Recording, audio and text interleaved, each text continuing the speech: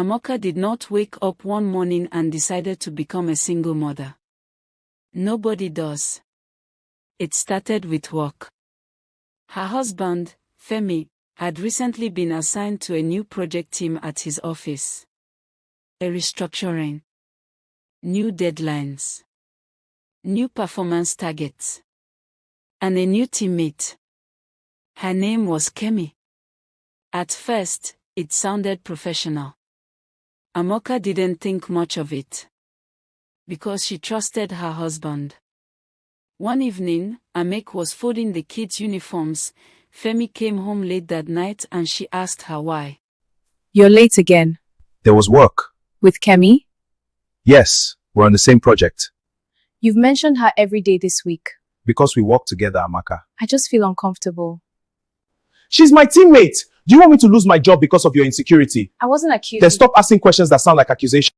That day she apologized for what was right. But eventually, she noticed something. Femi now stays glued to his phone all the time, and on the bed that night. Amoka speak up again. You're always on the phone when you get home now. Office calls don't end at 5 p.m. You used to tell me everything. I'm tired, Amaka. Can we not do this tonight? Amoka became suspicious of Femi. Kemi's name came up too often. One evening, she asked carefully in the kitchen. Why do you always mention Kemi? Femi left her without saying anything. That morning, Amoka was fed up eventually. She called his older sister. Auntie, I don't want to accuse him wrongly. I just need someone to talk to him. He's always with this lady at work. I'm hurting, she said quietly. I just want someone to talk to him. His family invited him for a discussion. Femi, your wife is worried. Is there anything going on between you and this colleague? Sis, no, nothing is going on. We're teammates, that's all. And that was the end of it. At least for them.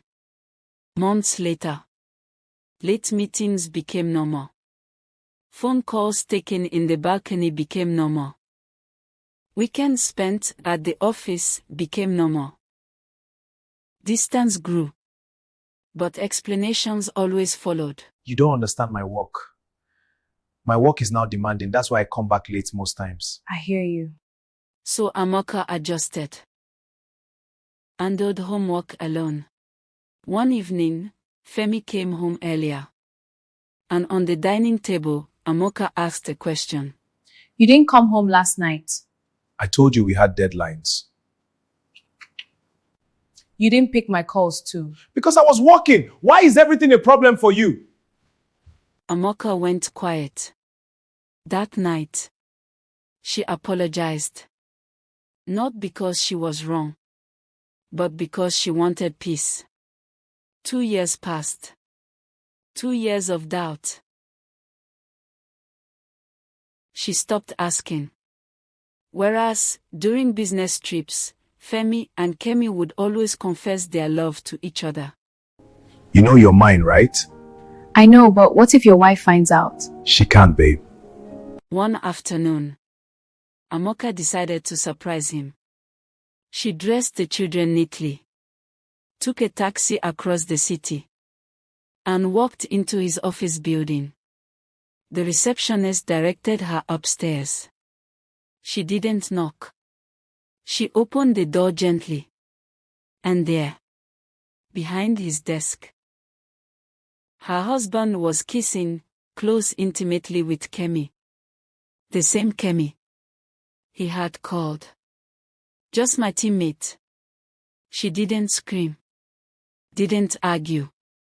Didn't insult. She simply turned around, held her children's hands, and left. That evening, she began packing. She packed her clothes and that of her kids. Their uniforms. Their toys. Their documents. Birth certificates. Report cards. Everything. She looked around the apartment one last time. And left to stay with a friend. On their way, Dennis, her boy, asked, Mommy, are we traveling? We're just going somewhere else for now. That night, she sat down thinking of the heartbreak. The just my teammate is now her husband's bedmate.